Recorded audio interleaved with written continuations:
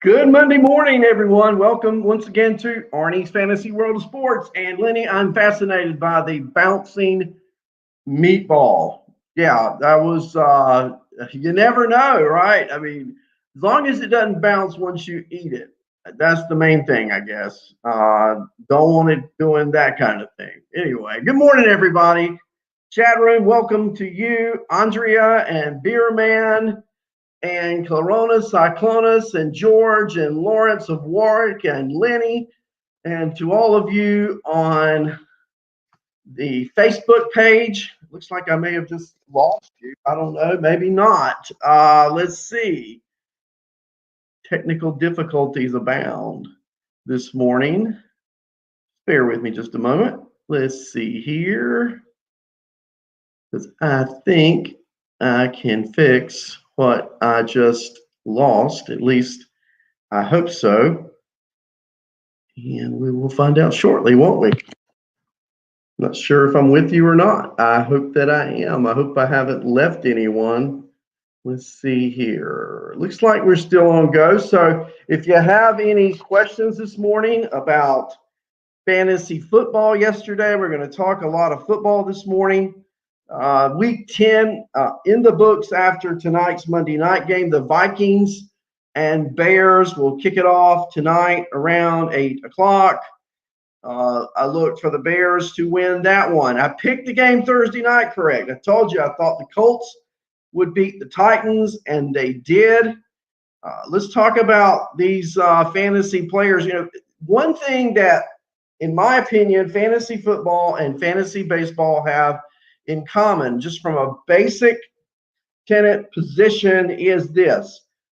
I want players on my fantasy team whose teams are winners for the most part. Now, I know you can say I get trash points if the team is losing. Maybe a quarterback will throw more in, and maybe the quarterback position is the exception. But typically, I would rather have players on a team who win 30-10 than players on a team who lose 30-10 because you're going to get better stats. And I'm looking at this AFC. Man, it's crazy. Have you looked at the standings this morning in the AFC? Because I'm going to go through these standings with you. Starting in the AFC East, where the Bills are 7-3, the Dolphins are 6-3. They play again. You know, since Tua came up and started at quarterback for the Dolphins, they've won 3 in a row. They were 3-3, and a good team before Tua took over at quarterback. But since taking over at quarterback, they are now 6-3, and the Dolphins look really good. I don't know if you watched the Dolphins yesterday. They played the Chargers. Justin Herbert, who is just having an incredible breakout rookie season. He didn't start week 1, but he has started every game since. But yesterday was a down day for Mr. Herbert. Yesterday was probably the worst day of his career so far. I mean, he's had a short one, no doubt, because of him being a rookie quarterback. But I look at what that Miami defense did to Herbert yesterday, and what they do, they disguise things, they blitz. Herbert only scored, when I say only scored, 24 points yesterday in my league, but he only had 187 passing yards. He had an interception. Now, he did run for a touchdown. He did pass for 2. You're going to get that, but what I'm getting at is Miami took a quarterback who's usually scoring 30 points or more over the last several weeks, and he only scored in the lower 20s. That's the kind of defense they have there, and I guess you'd say an opportunistic defense. That's a long word for a Monday morning, isn't it, guys? The Pats played last night. They played the Ravens in Foxborough. New England wins. They're now 4-5. Do I count the Patriots out? You better believe I don't. That coach named Belichick over there on the sidelines, he's a good one, you know. And 4-5, I know that's not a winning record, and they would be right now the 10th place team in the AFC, but they do play the Bills. They do play the Dolphins. To an extent, they control their destiny still. And if they could win against both the Bills and Dolphins, that would put them on track. I guess the best they could do right now is 11-5. I think you got to win 10 games. I think I've always said that. I think you got to win 10 games to make the playoffs. And this year, I wonder if it might be 11. Let's look at the Central Division, or the North rather, where Pittsburgh is 9-0. They win again yesterday. And this is a good example of fantasy players. All week long, Joe Mixon, running back for Cincinnati, out yesterday, still with an injured foot. And Giovanni Bernard is the starting running back when he's the handcuff when Mixon is out. And in the last 2 weeks, and they're coming off of a bye, so I guess it was 2 weeks before the bye, Bernard played really well. Now, his opponents were not the Steelers, but when you look back at his game log, week 7, they played Cleveland, and in a starting role, he scored 18 fantasy points, only 37 yards rushing that week, but 59 yards receiving and a receiving touchdown. And then in week 8 against Tennessee, he had 21 fantasy points, 16 rushing yards, including a rushing touchdown, 3 receptions, another receiving touchdown. And so yesterday, he's back in the driver's seat. He's starting against Pittsburgh. But this Pittsburgh defense, there's a reason why Pittsburgh's 9-0. One reason is they have a really good run defense. And yesterday, he only got Giovanni Bernard 30 yards rushing. He only got 17 yards receiving on 4 receptions. He only scored 6.5 points in my fantasy league. And here's a good reason why Giovanni Bernard is not a great start when you're playing against a good defense. Volume notwithstanding, and that's what they were saying he would get yesterday was volume. Well, he didn't get volume either. Getting behind, the Bengals had to throw a lot, and it didn't work too well. They lose to Pittsburgh 36-10, and now Bernard probably, I don't know about Mixon's situation. Am I saying a player like Bernard should be cut? No. I'm just saying he's not necessarily the best option because of the game flow and the type of teams that he will play. Now, you look at the Bengals' upcoming schedule, and you see they play against the Washington football team next week, who have the 9th best rushing defense in the league. Then they play against Miami, just talked about their defense, and then Dallas, and then Pittsburgh again. So, not saying he's a cut. I'm just saying he is a relief pitcher in baseball language. How's that? Baltimore falling to the Patriots last night. They're now 6-3, and Cleveland is 6-3. So there you have, so far, 4 teams with 3 losses in the AFC, but there are more. You go to the South, where you've got Indianapolis leading the division, tied with Tennessee. You know, they played Thursday night. Indy beat Tennessee. They're both 6-3. And then out west, you've got the world champion Kansas City Chiefs, 8-1, and the Raiders. Yes, the Las Vegas Raiders, 6-3, coming off a really big win yesterday at home. And they played Denver. And you know, Denver, there's 3-6. Not a bad team, really. But the Raiders, Evermore put it on the Broncos yesterday, winning 37-12. It was one of the worst defeats Denver's taken to the Raiders in quite a while. And how did they do it? They did it running the football. I don't know if you watched James Conner yesterday. James Conner scored over almost 30 points in fantasy. He had 21 rushes. He had 112 rushing yards, 2 rushing touchdowns.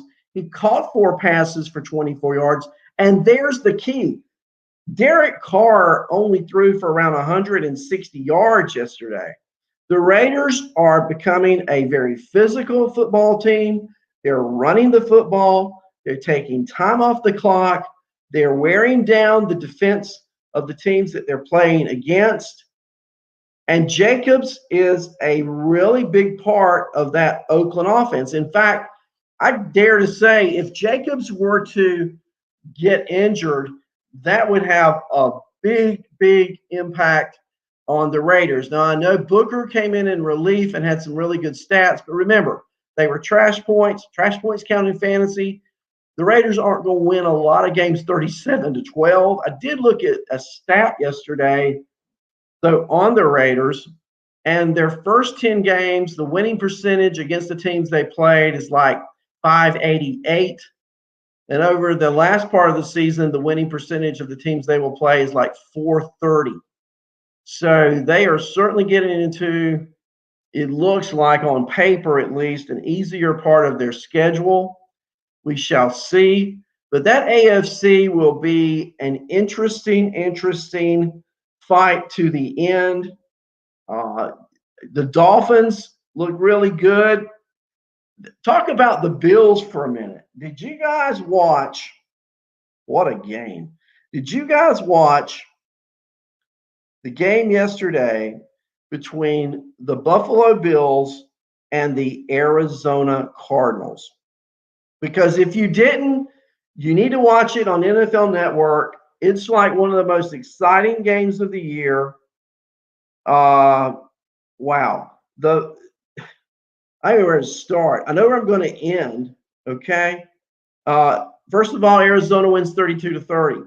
Buffalo scores a touchdown to go ahead 30-26 with about 34 seconds to go in the game. 30-26 means, of course, that Arizona would have to score a touchdown to win the game. Well, they get the kickoff and they move the ball to around midfield.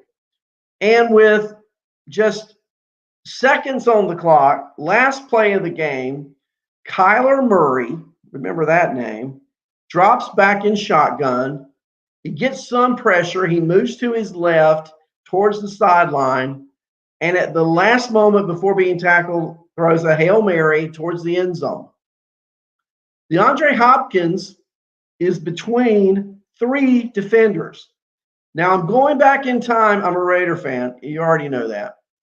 I don't know how many of you guys remember the 1974 playoff game between the Dolphins and the Raiders. It was called the Sea of Hands game. And with Miami leading 26-21 late in the game, Kenny Stabler drops back to pass, big rush by that Miami no-name defense. As Stabler is falling down, he throws a pass towards Clarence Davis in the end zone, who was surrounded by 3 or 4 Miami Dolphin defenders. And the ball, Clarence Davis outduels, ball's perfectly thrown. Davis catches it. Raiders win. They advance to the next round of the playoffs, and they, in essence, end the Dolphin dynasty. The Dolphins haven't won a Super Bowl since. The Raiders beat them that year in the AFC playoffs. Okay, move ahead. This is not a playoff game, but it was probably the most exciting game I've watched this year. As Kyler Murray is moving left and throwing the ball at the very last second towards the end zone, DeAndre Hopkins is between 3 Buffalo Bills. And the ball has got some air on it, got some lift on it, and the ball's coming down. And as it comes down, Hopkins catches the pass between the 3 defenders. And I don't mean they're 5 yards from him. These guys are within inches, all of them, of DeAndre Hopkins. So I'm not sure this morning who made the better of the 2 plays. Was it Kyler Murray's throw or was it DeAndre Hopkins' catch? I'm going to call it a tie. I'm going to say they were both equally remarkable. Hopkins comes down with the catch in the end zone, no time on the clock. Arizona 32, Buffalo 30. Hence, the Bills now fall to 7-3, and what that does in the AFC West. You now have 3 teams in the AFC West, all with 3 losses. The Seahawks, who were undefeated a few weeks ago, they've lost 3 in a row. The Rams are 6-3, and the Arizona Cardinals are 6-3. And maybe if everyone were healthy, the best team in that division is sitting there at 4-5. They're not healthy, but that would be the San Francisco 49ers. What a division. Now, I'm not telling you the rest of the NFC is that tight, because it's not. I mean, the NFC East has been a total train wreck this year. I look at that division. Philly lose to the Giants yesterday. The Cowboys had a bye. The Washington football team fights back, but it doesn't win. That division is going to be a battle of attrition all year. And the team who walks away with that division title has got to feel a little bit embarrassed because they're going to have a losing record. And then you look at the other divisions. The Packers win yesterday, probably the favorite in their division. But there's not the fight amongst winning teams in the NFC like there is in the AFC. Let's look at Murray's numbers yesterday. Wow. He had 22 completions, 245 yards. He had a passing touchdown. He had 11 rushing attempts for 61 yards and 2 rushing touchdowns. Kyler Murray scored 33 fantasy points in my league yesterday. I know it all too well because my opponent I was playing has him on his team. Meanwhile, I have Russell Wilson, and Russell Wilson had the worst game of his year yesterday. No doubt about it. He was awful. He was 22 for 248 yards, but he had 2 interceptions, 8 rushes for 60 yards. He lost a fumble. He only scored 14 fantasy points. Russell, wake up. Come on. Thursday night, we're going to see the Seahawks and the Cardinals, and that should be a barn burner. I mean, I'm looking for a lot of points. I'm looking for a similar game to what I saw yesterday between the Cardinals and the Bills. It ought to be a good one, really, Thursday night. Can't wait. Let's talk about a few players from yesterday. I'll give you a question. Question of the day. You ready? Based on yesterday's performances, which one of these wide receivers would you be most likely to add this week in fantasy football? And I'm going to give you 5 players to consider. And I'm not really, well, I'll take a position at some point, but I'm mainly bringing these up to see what you guys think as you're thinking about adding, if you're thinking about adding any wide receivers this week. So, what about Keelan Cole for the Jaguars, who scored over 23 fantasy points this week? Keelan Cole had 5 catches for 47 yards. He had a receiving touchdown, and he had a touchdown return on a punt. Looked really good. Jakeem Grant. There's number 2. Okay. Jakeem Grant, Miami Dolphin wide receiver, in case you don't know, caught 4 passes, 43 yards. He's the number 2 there behind Parker, and a touchdown yesterday for the Dolphins. Josh Reynolds, who's I guess would be considered the 3rd receiver in that Ram offense, but yesterday got 10 targets, and he had 8 catches for 94 yards. Here's a guy that really came on yesterday for the Green Bay Packers, Marquez Valdez-Scantling. And now MVS is a player that has had a lot of hype and not always a lot of performance. And the Packers are so needing a second receiver they can count on. Lazard coming back from core injury. Hope is, I guess, that he could well be that second receiver. But yesterday, MVS for Green Bay had 6 targets, 4 catches, 149 yards, and a touchdown, and 24 fantasy points in my league yesterday. Marquez Valdez-Scantling. Now, finally, what about the performance we saw on Thursday night? A lot of times we tend to forget the players we see on Thursday. But there was a wide receiver for the Colts, Michael Pittman, who is a rookie, who had a rush for 21 yards. He had 8 targets. He had 7 catches, and he had 101 receiving yards. Now, he played 87% of the snaps the week before, and this past Thursday night, he was an every down wideout, and I see him as an every down wideout moving forward. So though he didn't get the touchdown, he did get the 100 yards receiving, and I like Michael Pittman Jr. moving forward probably better than any of the other 4. Now, all 5 of these receivers have some upside.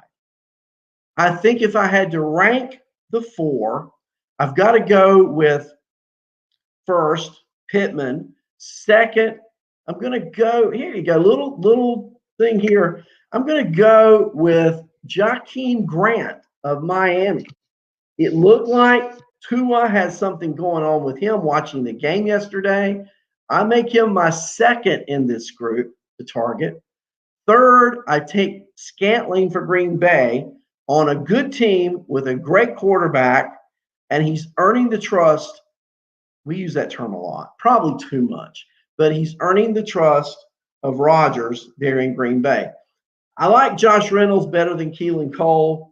Go back to being on a winning team, and it looks like he's becoming part of that offense. Goff went to him a whole lot yesterday, and then Keelan Cole, touchdown dependent, in my opinion, and that's okay. I mean, but at the same time, the Jaguars are not going to be, in my opinion, a really high octane offense kind of team scoring lots of points. So I'd have to take Cole, although he scored 23 yesterday, fifth on that list. So there's my rankings of 5 wide receivers to look for this week in fantasy. Let's go through those again. Michael Pittman Jr., Jakeem Grant, Marquez Valdez-Scantling, MVS, Josh Reynolds, and Keelan Cole. It's great to be with you this morning. I'm enjoying this, talking about some football. My shows aren't as long talking about football. I guess because I'm looking at players for fantasy football teams. I like to look at it from a position standpoint. Tomorrow, we might talk about running backs a little bit because the Dolphins had a running back yesterday who came on, and I want to talk about those tomorrow.